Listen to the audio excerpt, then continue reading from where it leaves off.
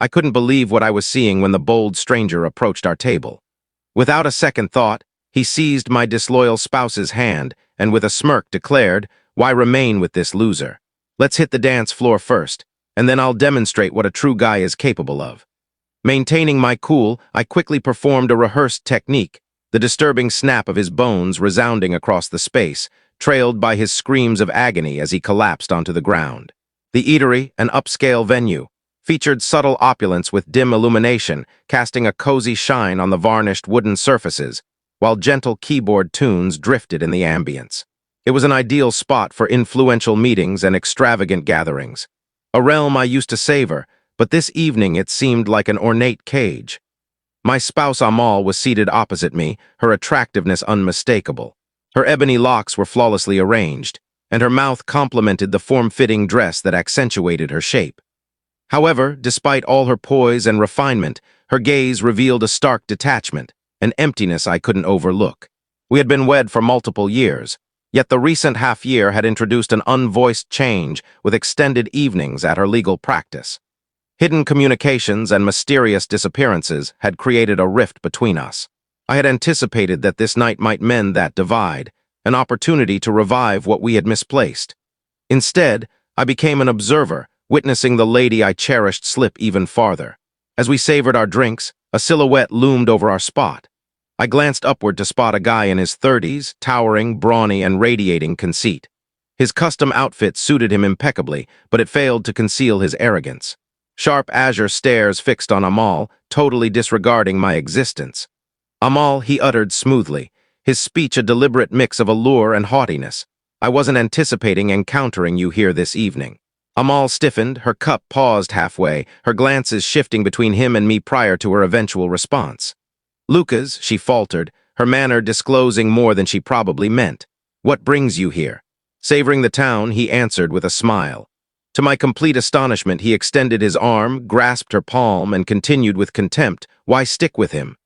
Let's sway first, and I'll reveal what I can provide." The dining area grew quiet. I sensed the stares of intrigued spectators directed at us. Amal attempted to withdraw her palm, but Lucas gripped tightly, his boldness sparking a blaze of fury inside me. I stood gradually, my seat grinding against the surface. "You have 3 moments to release her palm," I stated, my manner composed yet infused with threat. Lucas pivoted to mock me, and if I refuse, what ensued was instant, the noise of fractures piercing the hush. And Lucas tumbled to the ground, holding his shattered palm. His wails resounded through the area, attracting every look to our location.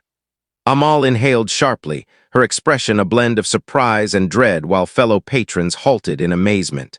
"Magnus," she murmured, her speech quivering as she clutched my limb. "What are you doing?" I disregarded her, bending down to confront Lucas's tormented stare. My speech lowered to a murmur solely for his ears. "This is merely the start," I declared, my manner lacking compassion. "You committed an error this evening, and I'll ensure you lament it." He stared upward at me, his features twisted in torment. "You'll suffer for this," he hissed through clenched jaws. I shifted to Amal, who stayed immobile in her chair. "Release him," I stated abruptly. She paused, her expanded eyes flickering between me and Lucas. Immediately I barked, my manner slicing through her doubt. Gradually she rose, her footwear tapping against the ground. As she trailed me outward in our wake, the whispers of other guests started to escalate, evolving into a soft buzz of conjecture. The journey home was oppressive, quietness enveloping the vehicle like a dense mist. Amal perched stiffly, her palms locked firmly in her thighs. I could observe her thoughts whirling, frantic to devise a justification for what had transpired. When we arrived in the parking area, I shut down the motor and confronted her. "Speak," I insisted, my speech cutting through the stillness. She recoiled, her poise disintegrating. "Magnus, I don't know what you expect me to express," she whispered, her focus locked on her thighs. "I desire the facts," I stated, inclining nearer. "Who is he? How long has this persisted?" Tears gathered in her gaze, but I experienced zero. She had depleted my empathy ages ago. "It's intricate," she commenced. I interrupted her with a sarcastic chuckle. Perplexed, I echoed, "Allow me to clarify for you. Either you disclose all now, or I'll discover it independently. And believe me, you won't appreciate how that unfolds." Her posture drooped, and the resistance ebbed from her. "Half a year," she confessed, her speech scarcely hearable. "It commenced half a year back. The admission struck me more intensely than I anticipated, even though I had suspected it for a while. I inhaled deeply, compelling myself to remain composed. What precisely was this evening meant to be?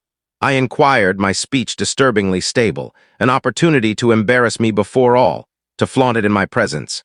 She wept, her speech fracturing. I didn't realize he'd appear, Magnus, I vow. Halt, I interjected, my manner keen. I observed how you gazed at him, the way you stiffened when he addressed you. You were aware.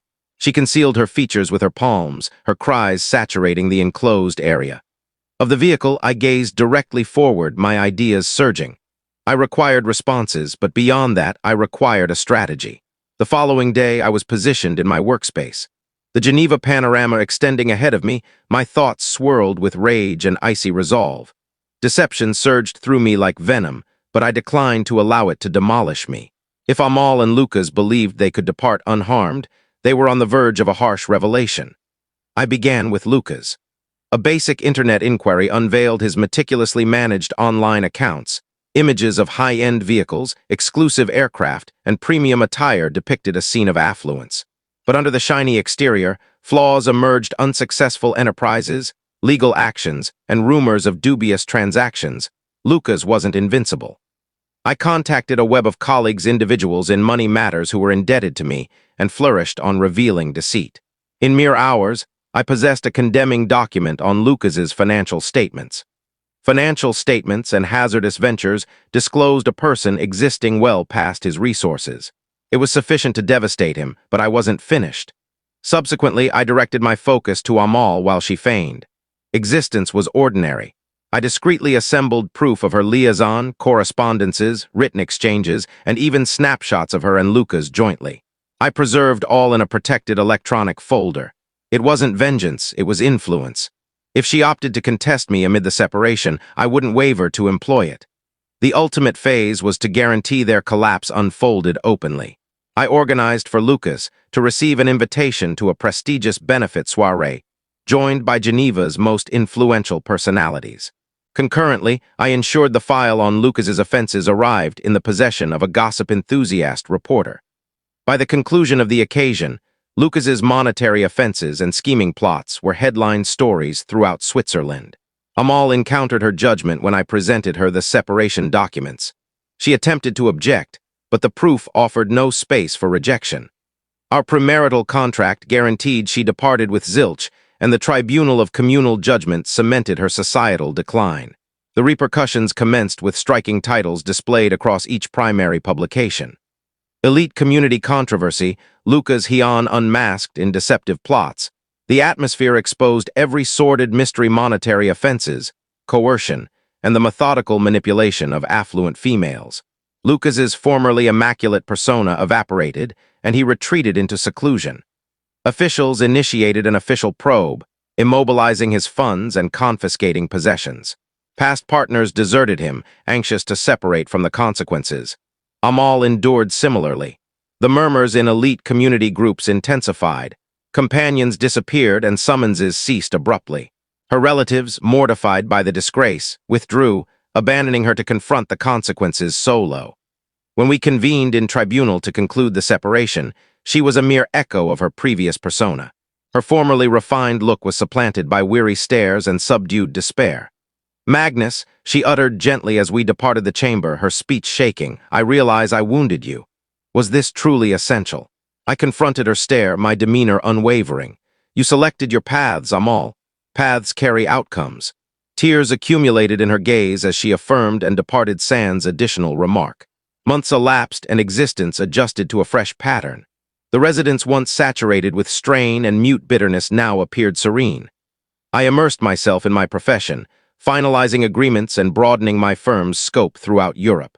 The ache of disloyalty persisted but diminished gradually, supplanted by lucidity and intent. One evening I participated in another benefit gathering, this occasion with a feeling of subdued assurance.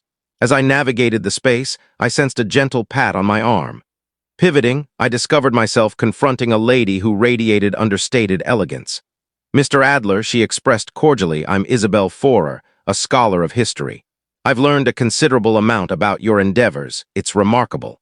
We devoted hours to dialogue. Her cleverness and insight provided an invigorating difference to the superficial exchanges I had become habituated to.